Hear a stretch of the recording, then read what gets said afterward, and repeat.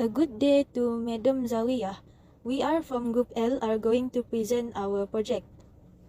The project team has completed a number of tasks, starting with team organization to set and follow roles and expectations throughout the project's lifestyle. A business case was created that featured the creation of the development of the MOV, a comparison of alternatives, and a recommendation based on these alternatives. The next step was to build an infrastructure, which included a list of the resources required. The deliverable structure chart, a use case diagram, and the work breakdown structure (WBS) could then be seen in the scope management plan, which was able to provide the reader with a visual. Then, the project plan, schedule, and budget were created to provide a more thorough project plan and address resource allocation and associated expenses. Once this was done, a written report with the project start and completion dates and any critical path was produced. For the brief introduction, we have been hired as IT consultants for a year with a 250,000 ringgit stipend. The main goal of this project is to improve the current ambulance systems and increase operational efficiencies, which will benefit the public. It is critical to upgrade the healthcare infrastructure. Each team member fulfills important functions and duties. Our team name is Alpha Group. The project manager of this group is Izzati Syuhada binti Ismail. The project sponsor is Chelsea Kong. The subject matter expert is Su Kian An. The technical expert is Nur Izzah Maimunah binti Muhammad Izidin, and the business analyst is Bun Chin Kai. Good afternoon, madam. My name is Su Kian An and my metric number is 7Z79. Now I'm going to present about our project description. Whenever an accident or emergency happens, people will call an ambulance, but there are two factors which will cause the unsuccessful rescue. The first one is time to arrive at the scene affects survival rate of patient. If the ambulance can arrive at the accident scene in a short amount of time, then it will increase the survival rate of the patient. Second is ambulance staff are not doctors or specialized physicians, so they might face certain conditions that they are not familiar with, and they need instruction from the doctor to handle this situation. To solve this problem, our group carried out a project called Smart Ambulance System. The Smart Ambulance is connected to the hospital through the internet. The Smart Ambulance can send real-time patient data to the hospital and receive real-time instruction from a doctor or specialized physician. Besides, the ambulance is installed with RFID to control the traffic lights to avoid congestion and ensure that the ambulance arrives at the accident scene in the shortest period.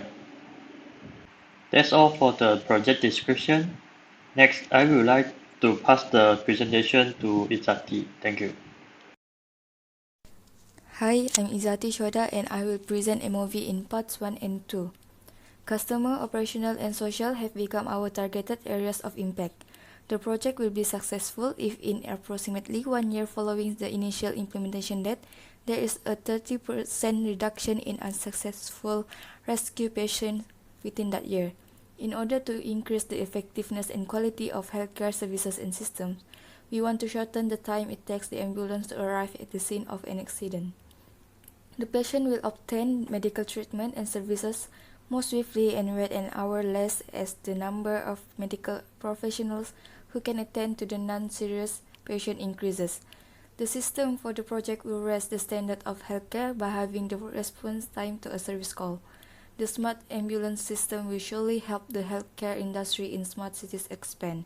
Understanding and addressing the demands are essential to the system's success. My name is Chelsea. Now I will present the comparison of alternative.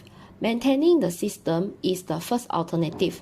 Equipment, software license, maintenance and hardware are free. Not hardware or software costs apply. However, delayed patient rescues will still occur. The total cost of the first alternative is 500 ringgit. Next alternative is purchase software package.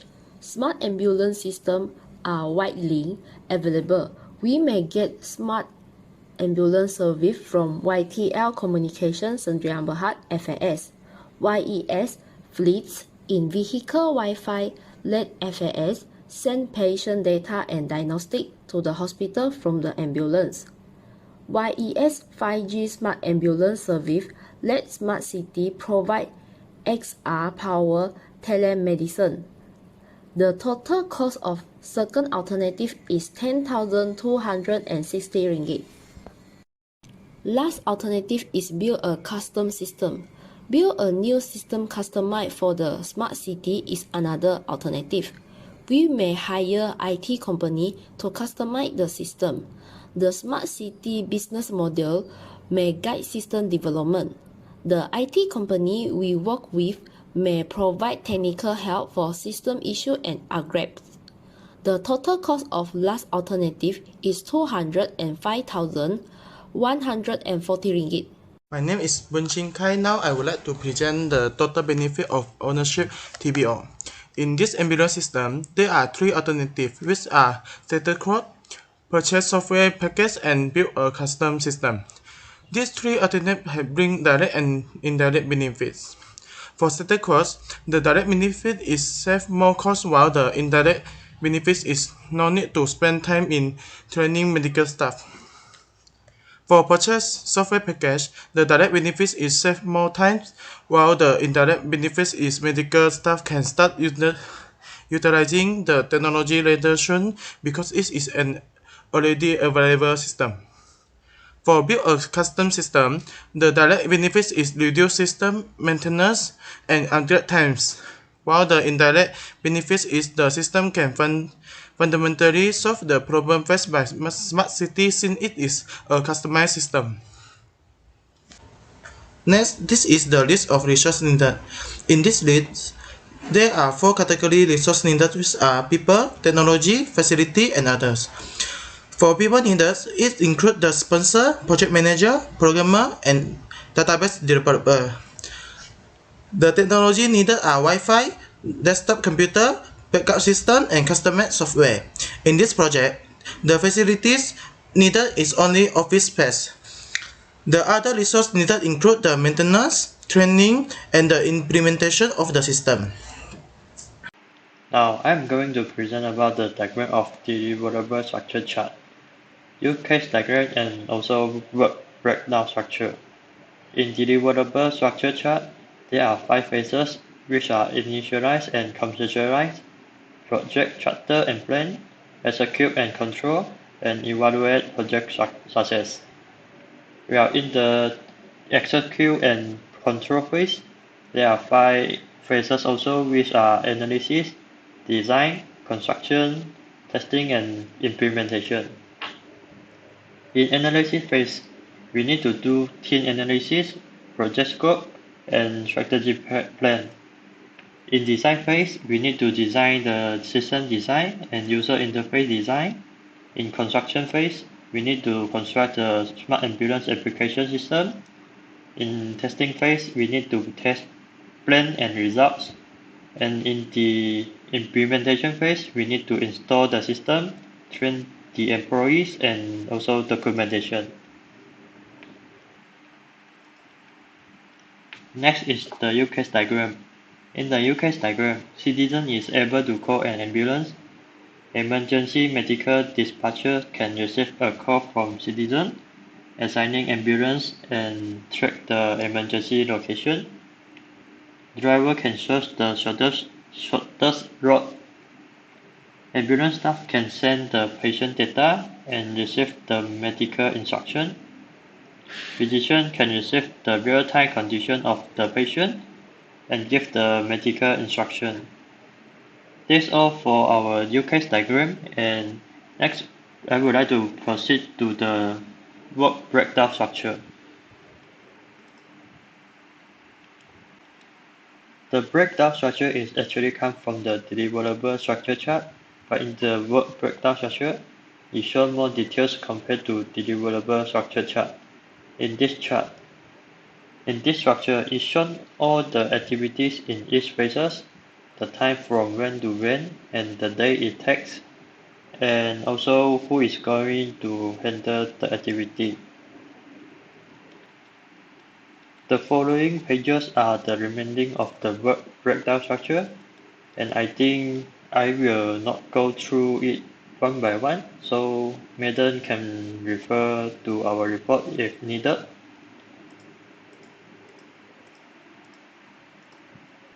That's all for our work breakdown structure, and I will pass the presentation to Chelsea. Thank you. Next is task duration. There is 5 phases in this project. Phase 1 is conceptualize and initialize. The duration of phase is 5 days. Phase 2 is develop the project charter and details project plan. The duration of phase 2 is 5 days. The task of phase 3 is execute and control the project. This task take 18 days. The task of phase 4 is construction. The task also take 18 days. Phase 5 is testing. The duration of this phase is 16 days. The task of phase 6 is implementation. This task takes 7 days. Phase 7 is close the project. The duration of phase 7 is 6 days. The task of phase 8 is evaluate project success. This task takes 7 days. The duration for the 8 phases is 15 days. There are 4 types of resources for our project.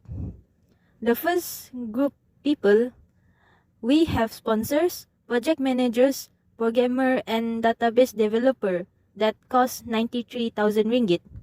Next is technology. There are Wi-Fi, desktop computers, backup system, and softwares that totals up to 20,965 ringgit. The office space is the only facility needed for this project. That is 595 ringgit. And lastly is the other group that consists of maintenance, training, and implementation of system that costs 590 ringgit. The total cost estimation for our resources are 115,000 and 150 ringgit. Next, this is the revised schedule in Module 3. In this project, there are 8 phases involved. After Restorative Corporation decided that the project schedule need to be cut by 10%. Our project schedule has been devised by cutting off 5 days, which is 10% from 50 days. Before devising, our project starts from 12 December 2022 until 17 February 2023. After revising, our project starts from 12 December 2022 until 13 February 2023. Next, this is the budget after the schedule is revised. After Restorative Corporation decided that the project budget need to be cut by 20%, our project budget has been revised by cutting off 31,030 ringgit, which is 20% from original budget. Before revising, the total budget for our budget is 155,150 ringgit. After revising, the total budget for our project is 92,120 ringgit. That's all for me. Thank you. Now I'm going to present the conversion strategy. Phase conversion strategy is selected for converting our current system to the new application system our consulting firm has developed. The main reason we have chosen phase conversion strategy is because the system is gradually introduced in various organizational areas or through modules. Second is, it will only impact on the system involved in that state of implementation if a problem occurs. Well, the issue can be promptly fixed without having an impact on other systems. Third is, early implementation experience can provide direction and facilitate more successful later implementation. In parallel conversion strategy, it is more expensive than phase conversion strategy. Besides, the workload and processing time are explicitly higher than phase conversion strategy. This is because data must be input into both new and old systems to provide a safety net or backup in case of problems. Thus, parallel conversion strategy is not in our consideration. In direct cut-over conversion strategy, there is a danger of data loss, and there is no way to fall back to the old system as a backup. Second is it might cause lengthy delay, irate clients, lost money, and missed deadlines. Third is high project teams stress and pressure. Hence, direct cut-over conversion strategy is not suitable for our system. That's all for the conversion strategy. And next I will pass the presentation to the Izati again. Thank you. Every one of the 5 phases carries some risk. A risk could develop if the team members struggle to understand the project, pinpoint its area of impact, and develop a clear, concise MOV statement. If there is discord within the team, if there are difficulties creating a system that is both user-friendly and compliant with security standards, if final reports and presentation are delayed, and if there is a deadline for finishing the project evaluation report. The risk could affect the MOV, scope, and project schedule. It could lengthen the overall project schedule and have an influence on the project's budget and quality. The team charter and requirement need to be double-checked by the project manager. The project manager must also set the deadline, remind the teams, and assist in making sure the reports and acceptance are completed in full. Before deployment, the programmer will test the code in the interim. Next is the evaluation of project MVO. The MVO evaluation of project determines whether all levels of the organization action provide value for strategy implementation or operational management change. The project MVO must be evaluated at some point after project implementation. The project sponsor or client's organization and the project executor should evaluate the MVO. We collaborated with the project sponsor to evaluate the MVO. The evaluation must address the following question. Was the project MVO met? Was the sponsor or customer satisfied? Was the project well managed? Did the project manager and team perform professionally and ethically? What was done correctly? And the last one is, what can be done better next time? The first MOV evaluation is the progress of project. The project progress according to the revised schedule. The task could be completed before the renewed end date. Next is achieving organizational objectives. Medical assistance and services have better quality and now provided to the customers faster than before the project implementation. The third evaluation is the results of project. The project could be completed even with the revised budget. The Smart Ambulance System project can reduce the time taken for the ambulance to head towards an emergency, while increasing the quality of healthcare services and system too. And lastly, the fourth MOV evaluation is the postmortem of project, where the members of project team gathered for discussion. They need to review feedback from Lestaryville Corporation and make an analysis of the project.